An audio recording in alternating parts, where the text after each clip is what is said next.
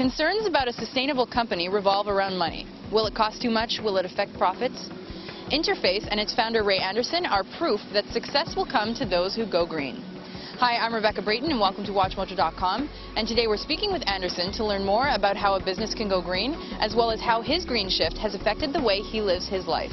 I know that the company has done well financially after this shift, but was there an initial kind of outpouring of funds to undertake this shift?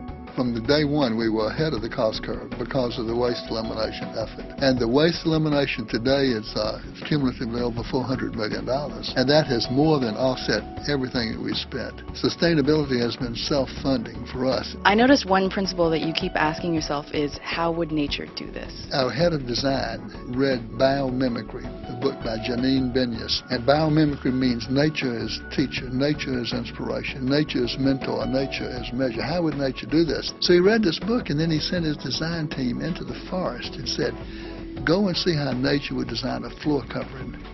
Well, they spent a day in the forest. Can you believe it? Looking at the ground, looking at the forest floor, the stream beds.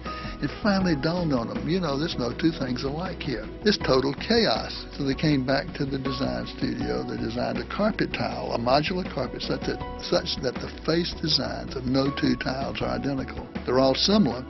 They all look, like they belong together, but every one is actually different from every other one. And in a year and a half, it went to the top of the bestseller list, faster than any other product ever had in the company's history. And then I heard of a speaker that begins every speech by having her audience close their eyes and in your mind's eye picture your ideal comfort zone, that place of peace. And then she says, now, how many of you were somewhere outdoors?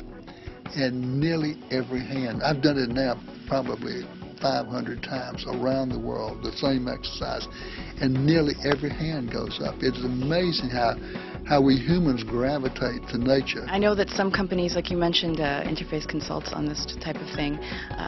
Some corporations have come to you for help, such as Walmart and Lee Scott. This is one of the most important things that's happened in the industrial world.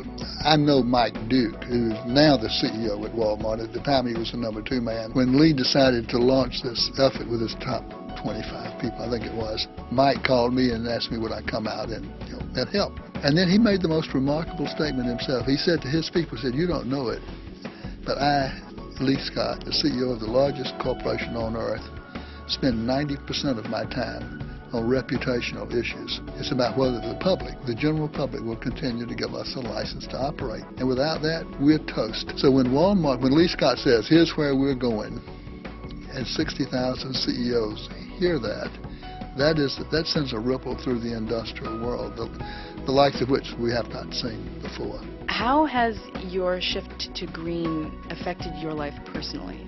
I gave up a Jaguar for a Prius and never looked back.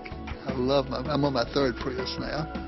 My wife and I moved from a 3,600 square foot condominium to a 2,400 square foot condominium. We did build a house, though, a vacation home off the grid, meaning photovoltaics for electricity and solar collectors on the roof for heat, a well and a septic system, and we're ready for a nuclear war. We bought 86 acres there in North Carolina. We put 79 of the 86 acres into a forever wild conservation easement to protect it from ever being developed. Thank you very much. Well, you're very welcome. It's a pleasure to be with you.